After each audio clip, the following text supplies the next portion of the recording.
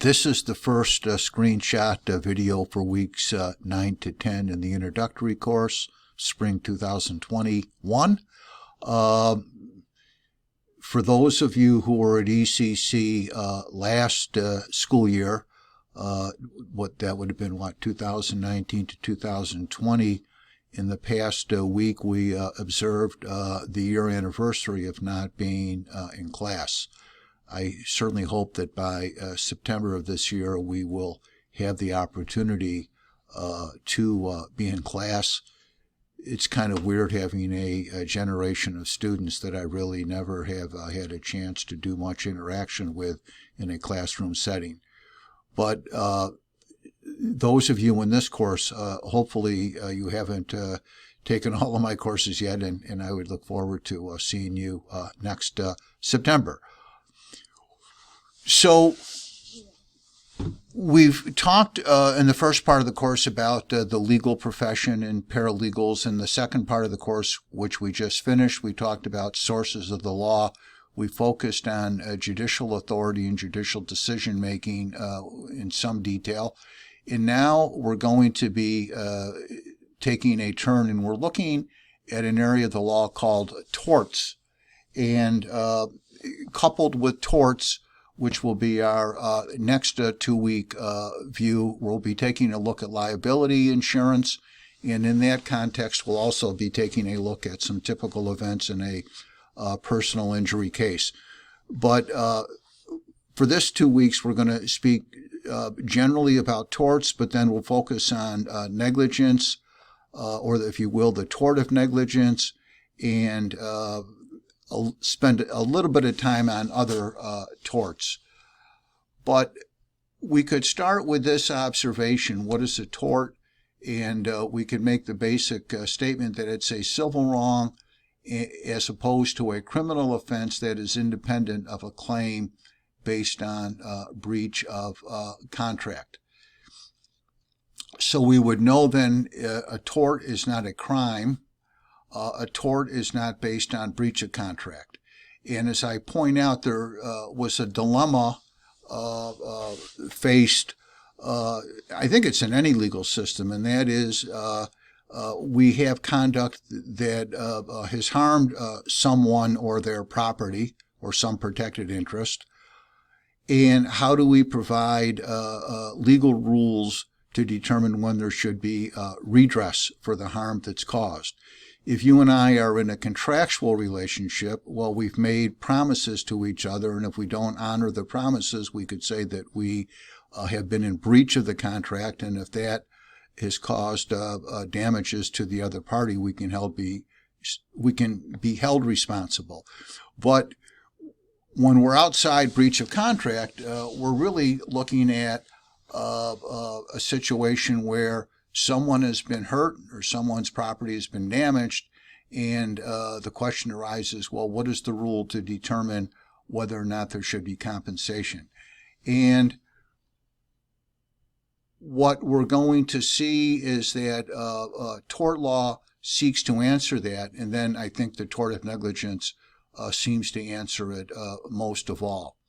Let's just stop, though, and consider this before we get into the tort of negligence, and that is that the same act by a person may constitute both a crime and a tort.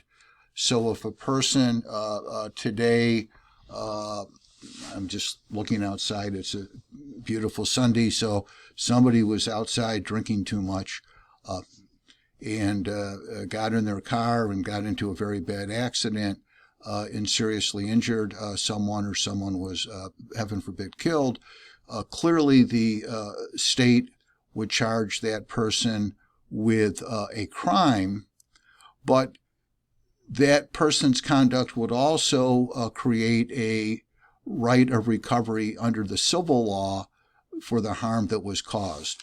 So we could have conduct that at the same time is a crime and a tort. As I have at least implied, when we look at tort law, we would see that tort law is made up of specific torts, and we could perhaps say that the mother of all torts to borrow a line from the great late Saddam Hussein, that the mother of all torts would be the tort of negligence. And again, the question here is, under what circumstances should a person be liable for harm that they've caused when it was unintentional? And the solution that has been worked out in the English and then American legal system over the centuries has been the tort of negligence. And I've put in the notes a definition of negligence taken from an encyclopedia of New York law, New York jurisprudence, and you'll see that it is the failure to employ reasonable care, or viewed more specifically, the care that a reasonably prudent person should use under the circumstances of a particular case. And it's the defendant's failure to conform to the standard of conduct expected of the fictional, reasonably prudent person that constitutes the commission, if you will, of the tort of negligence. Notice, by the way, that negligence, as we alluded to when we looked at sources of the law, has been derived from and really is still a vital part of, in New York State at least, the common law. And when we get a little bit closer to where the rubber meets the road, we would see that in a negligence case, in other words, plaintiff sues defendant, claiming that defendant was negligent and the defendant's negligence caused plaintiff's property or person to be harmed, that a comparison is going to be made between the defendant's conduct to that of a reasonable person under the same set of circumstances in which the defendant acted. And we could see then that the tort of negligence assumes in effect the existence of the fictional person, the reasonable person of ordinary prudence. And that gives us an objective standard. And notice, by the way, the tort of negligence does not expect people to be perfect, but it does expect, and it's our expectation of each other, if you stop and think about it, that we act with reasonable care. We act like a reasonable person would have in the same situation. Now, are we always acting like the reasonable person? Well, maybe you are, but I'm not. And let me give you kind of a silly example, but even though today the weather is very mild, I predict that we're going to get colder weather, and what's going to happen to me at least is one of these mornings I'm going to go out and get in the car. I will not have left my house any earlier to get to where I need to be, but I'm going to be encountering some thin layer of ice on my windshield, and of course I can never find the scraper. I don't know where the damn things go to. And I'm going to start, putting the defroster on. I'm going to try to use the windshield wiper fluid, which of course makes a mess. At some point, I'll be able to see enough through the windshield to believe that I can drive down the road and have some vision. But my guess is the vision that I'm going to experience at this point isn't the vision that I experience when I have if you will, a full window worth of vision. I will in a minute or two, but for that first few blocks, I'm not there. And I suspect what we could say is that my conduct in driving a car without the windshield being fully cleaned doesn't measure up to what a reasonable person would have done. I'm wondering if some of us, from time to time, just by inattention, if we don't have the car on cruise control, go over the speed limit. Clearly, the reasonable person sticks with the speed limit or a few miles close to it.